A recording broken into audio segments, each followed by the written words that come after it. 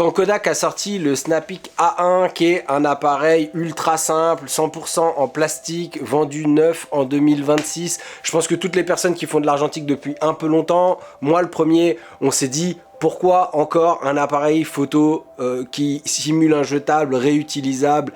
À quoi ça sert? Ça vaut pas un point and shoot d'occasion. Ils font que surfer sur le regain de l'argentique, etc. Sauf que, vraiment, je l'ai utilisé et je crois qu'on le juge pour les mauvaises raisons. Même si tous ces arguments sont valables, je pense qu'on se pose les questions dans le mauvais sens. Alors, aujourd'hui, je l'emmène avec moi en sortie. Je vais tester 3 pellicules que j'ai sélectionnées pour l'été et que j'avais jamais essayé. Et je vais répondre à une question simple. Est-ce que le Kodak Snappeak A1, il a sa place dans le monde de la photographie argentique aujourd'hui ?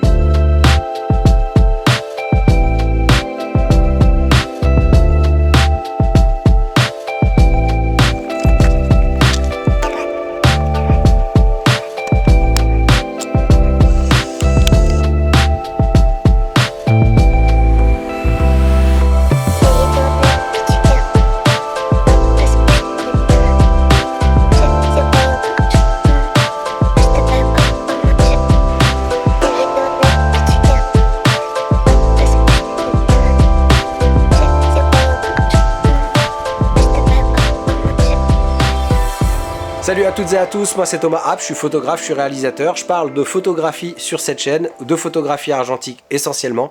Alors si vous découvrez cette chaîne avec cette vidéo, je vous invite à vous abonner, on est sur la route des 30 000 là, voie de gauche, appel de phare, donc je compte sur vous. Si vous cherchez à vous équiper en argentique, en numérique, en occasion, vous pouvez aller sur le site de Digit Photo qui m'a envoyé le Kodak Snappeak pour cette vidéo et les pellicules et que je remercie. Utilisez mon code créateur Thomas App au moment de passer commande, ça permet un réel soutien à la chaîne sans que ça ne vous coûte rien en plus. Petite présentation rapide de l'appareil, le but c'est de pas de passer 4 heures sur ses caractéristiques techniques parce qu'il en a quasi pas. C'est un appareil photo pour pellicule 35 mm, format 24-36 classique. Il a un objectif fixe 25 mm qui ouvre à f9.5 et vitesse fixe à 1 centième. La mise au point est simplifiée, c'est du zone focusing mode portrait et mode paysage. Je vous mets la zone de profondeur de champ en titre parce que je le connais pas par cœur. C'est un appareil qui est léger et qui fonctionne vraiment aussi simplement qu'un appareil photo jetable avec cette possibilité quand même d'avoir 2 zones de mise au point. Et surtout, il a un mode multiple exposition qui est très simplifié, qui vous permet de faire 2 photos sur une même vue. Il fonctionne avec des piles AAA, il est à avancement automatique et il y a un mode de rembobinage automatique aussi. Voilà, au niveau des caractéristiques techniques, c'est un appareil avec un angle assez large, une ouverture moyenne qui vous permet un zone focusing tranquille pour prendre des photos sans se prendre la tête. Donc à partir de ces caractéristiques et des réglages qui sont fixes, vitesse fixe, ouverture fixe, votre appareil il compensera pas si vous êtes dans des conditions de faible luminosité. La seule chose qui peut vous sauver, c'est soit d'avoir chargé une pellicule à ISO élevé, soit d'utiliser le flash. Le but de cet appareil, c'est d'avoir un appareil photo argentique, simple d'utilisation, sans prise de tête, et c'est ce qu'il est. Promesse tenue.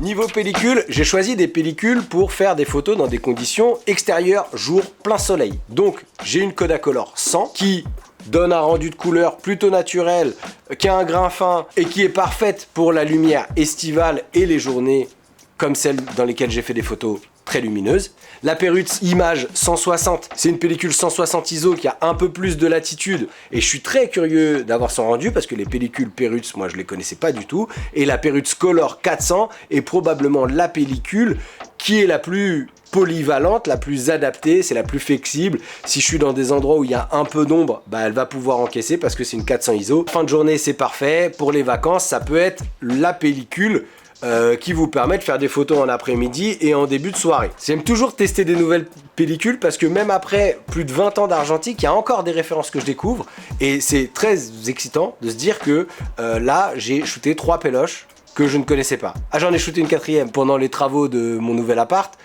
c'est la Phoenix. Parce que pourquoi pas.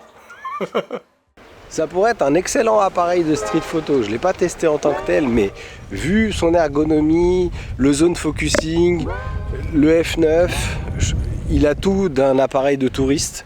Et ça permet de faire des photos parce que personne ne nous prend au sérieux avec un appareil photo comme ça. Et je pense que ça peut permettre à des scènes d'être capturées avec un appareil comme ça qui fait pas appareil photo. C'est pour les flemmards de la street. C'est la street en vacances. Si vous soutenez cette chaîne sur Tipeee, vous pourrez rejoindre notre groupe Team App sur Discord. Ce sont vos soutiens qui me permettent de ne pas être dépendant des marques et de la monétisation YouTube. Alors je tiens à remercier chaleureusement toutes les personnes qui me soutiennent déjà. Je tiens à accueillir Hector et Gaëtan. Bienvenue dans la team. Merci de votre soutien. Je remercie Mika pour son soutien. Aujourd'hui, ça fait 6 mois que tu me soutiens et c'est très important pour moi.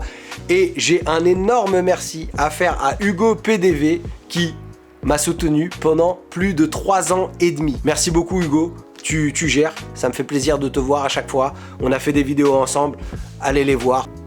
La question qui se pose, c'est est-ce que le Kodak Snappeak A1 est une alternative plus écologique?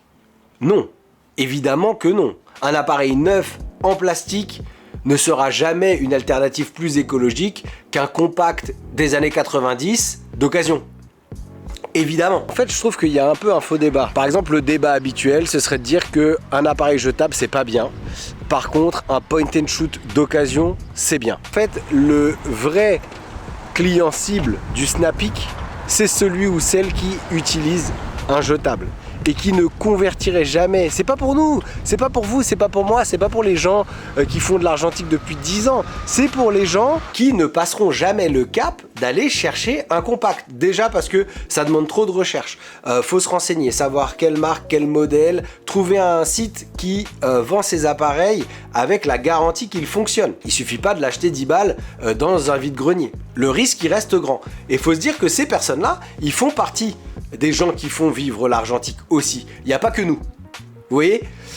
Donc, pour ces personnes qui cherchent un appareil neuf, disponible tout de suite, et ben le Snappeak, il peut être une alternative moindre mal au jetable qui est acheté juste avant de partir en vacances, un festival, mariage, week-end prolongé, que sais-je. Faut se dire que malgré son coût, 120 €, je sais c'est une somme, cet appareil-là, si j'ai fait le calcul, comparé à un appareil photo jetable qui vaut entre 20 et 25 €, vous amortissez l'appareil en 10 pellicules. C'est-à-dire que l'achat de l'appareil plus 10 pellicules, ça équivaut à l'achat de 10 jetables, grosso modo. Sauf que vous avez un appareil réutilisable, qui est franchement pas moche. Vous pouvez charger les pellicules que vous souhaitez dedans, si vous voulez mettre du noir et blanc, si vous voulez essayer des pellicules plus créatives, des pellicules à ISO différents, autre chose qu'une pellicule 800 ISO qui sont chargées dans les appareils photo jetables, c'est possible. Et vous avez un appareil qui vous permet de faire des multiples expositions et donc d'avoir un rendu un tout petit peu plus créatif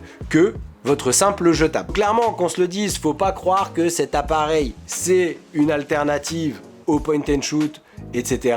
Mais c'est une bonne alternative au jetable, je trouve. Vous venez des appareils jetables, vous venez de prendre un Snappeak A1, faites gaffe, la prochaine étape c'est le point and shoot, puis après peut-être vous allez choper un réflexe. En tout cas, vous êtes les bienvenus, chacun commence sa pratique quelque part. Si vous avez envie d'explorer, il y a un monde qui vous attend, donc allez-y, lâchez-vous. Ça va être génial, ça va être génial. Je suis content pour vous, même en vrai je suis content pour vous. Si vous êtes habitué de cette chaîne, vous savez que j'ai déjà testé pas mal d'appareils photo jetables réutilisables là. J'ai testé les lomographies, j'ai testé les Harman, j'ai testé les Film Never Die. Pour être tout à fait honnête, le Snappeak A1, je crois que pour l'instant, c'est le meilleur de la catégorie. C'est oui aussi le plus cher, mais par rapport à ce que faisait ou ce qu'a fait Kodak avec le H35 ou le M35, je trouve que ce boîtier là est meilleur. Bon, on est en fin d'après-midi, j'ai bien entamé la 400. J'ai quand même 2-3 trucs à dire sur cet appareil. Moi ce que j'aime bien, c'est qu'il y a un mode flash qui est pas que automatique. Il y a un mode flash auto, il y a un mode flash forcé, il y a un mode sans flash. si vous voulez pas qu'il se déclenche. Moi j'aime bien utiliser le mode flash forcé en plein jour parce que du coup ça permet de déboucher un peu les ombres au premier plan et de mettre en avant votre sujet si vous faites un portrait par exemple. Mais à chaque fois que je l'ai fait, je me suis rendu compte sur la photo d'après où j'avais pas l'intention d'utiliser le flash, et il était toujours activé. Donc faut bien penser à désactiver le flash. Merci énormément à Grainyroll d'avoir assuré le dev express de ces pellicules parce que c'était chaud. Si vous avez des pellicules à faire développer et que vous n'avez pas de labo à proximité de chez vous, je vous recommande d'envoyer vos pellicules à Grainyroll qui est un labo indépendant à Rennes. Vous pouvez bénéficier de 10% de réduction sur votre toute première commande avec mon code promo ThomasApp. C'est assez appréciable qu'il y ait aussi un mode double expo.